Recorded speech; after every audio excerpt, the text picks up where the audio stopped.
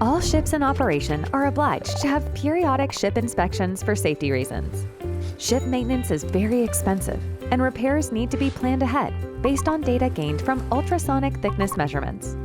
But how can predictions be made if ship inspection software does not combine the actual data with a historical dataset? Ship-mAInt project, a collaboration between Invar, a marine engineering SME in Montenegro, and the Faculty of Electrical Engineering at the University of Sarajevo, gives the solution. Utilizing artificial intelligence and big data, along with a rich database of inspected ships, Ship-mAInt sets the foundation for a software product that processes thousands of measuring points from different ships' condition, grouped in different construction areas. Past and current measurements for each ship are classified according to specific maintenance requirements, and then multiple reports on the condition of ships are generated, allowing for predictions of corrosion. This way, ship operational costs are reduced, and safety on the sea significantly improves.